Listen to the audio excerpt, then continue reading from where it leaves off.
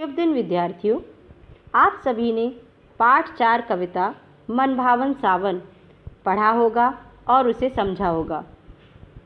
पाठ को पढ़कर हमने उसका भावार्थ समझा तथा प्रश्नोत्तर भी लिखे। अब हम भाषा की बात अभ्यास करेंगे। यह अभ्यास आपको पढ़कर पुस्तक में ही करना है और ध्यानपूर्वक करना है। पहला अभ्यास है, राजीव ने बिगड़ते हालात को संभाला।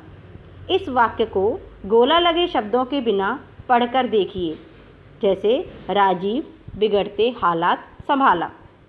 इस प्रकार पढ़ने से वाक्य के संज्ञा तथा सर्वनाम शब्दों का क्रिया से संबंध स्पष्ट नहीं होता। ने को परसर्ग हैं। इनके प्रयोग से वाक्य के शब्दों का परस्पर संबंध ज्ञात होता है। संज्ञा या सर्वनाम के जिस रूप से उसका संबंध क्रिया से जाना जाए उसे कारक कहते हैं। ने, को, से आदि कारक चिन्ह या परसर्ग कहलाते हैं। इन्हें विभक्ति चिन्ह भी कहा जाता है।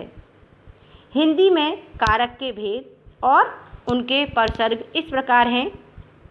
कर्ता कारक परसर्ग चिन्ह ने, कर्म कारक को करण कारक से के द्वारा, संप्रदान कारक के लिए, अपादान कारक से अलग होने के अर्थ में, संबंध कारक का की के, अधिकरण कारक में पर, संबोधन कारक हे अरे आदि।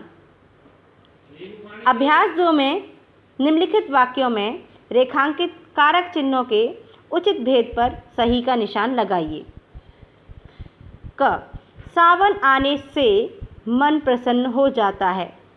इसमें कारक चिन्ह है करण कारक। बादलों का रंग काला सा हो गया है तो काकी के संबंध कारक। धरती पर चारों तरफ हरियाली फैल गई है पर अधिकरण कारक। पेड़ों ने हिलकर सावन का स्वागत किया, कर्ता कारक। बच्चे बरसात के पानी से खेल रहे हैं, यह भी करण कारक है।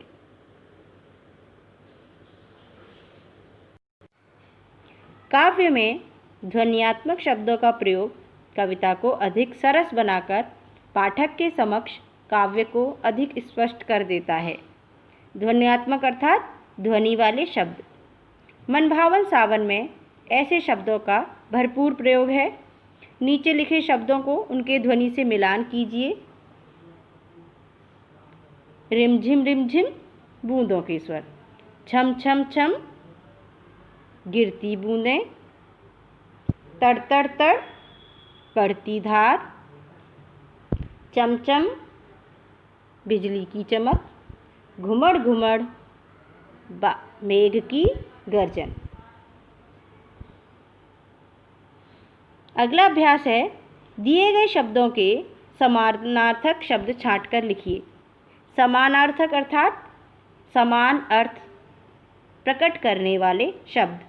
इन्हें पर्यायवाची शब्द भी कहा जाता है। मेघ शब्द होगा बादल। बिजली अर्थ है दामिनी। दल अर्थ समूह। कृंदन अर्थ रोना। तम का अर्थ है अंधकार। तरु अर्थ होगा वृक्ष। वारी अर्थ है जल और गगन का अर्थ है आसमान। जब किसी प्राकृतिक वस्तु में मानवीय क्रिया को मानवीय रूप में देखा जाता है उसे मानवीकरण अलंकार कहते हैं। तो सबसे पहले हम जानेंगे अलंकार किसे कहते हैं। अलंकार का अर्थ होता है आभूषण या गहना। जिस प्रकार स्त्रियां अपना सौंदर्य बढ़ाने के लिए आभूषण यानी गहने पहनती हैं, उसी प्रकार काव्य रचना को सुंदर बढ़ाने के लिए अलंकार का प्रयोग किया जाता है। इस कविता में मूल रूप से मानवीकरण अलंकार का प्रयोग किया गया है। तो मानवीकरण अलंकार है जब प्रकृति को मानव रूप में चित्रित किया जाता है, उसे मानवीकरण अलंकार कहते हैं। जैसे कविता में कहा गया है, चमचम बिजली चमक रही रे उर में घन के। उर में घन के अर्थात बादलों के हृदय में।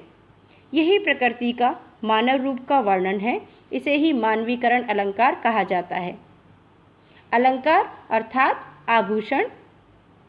जैसे स्त्रियां सौंदर्य बढ़ाने के लिए आभूषण पहनती हैं, वैसे ही काव्य रचना की सुंदरता बढ़ाने के लिए अलंकार का प्रयोग किया जाता है। अब कविता में 5 पंक्तियां खोजकर बतानी हैं जिनमें मानवीकरण अलंकार का प्रयोग हुआ है। जैसे झूम झूम सिर नीम हिलाती सुख से विह्वल, लंबे लंबे ताड़ों के दल, लंबी लंबी अंगुलियां हैं चौड़े करतल। इस प्रकार के पंक्तियां जहाँ प्रकट हुई हैं वहाँ मानवीकरण अलंकार का प्रयोग हुआ है।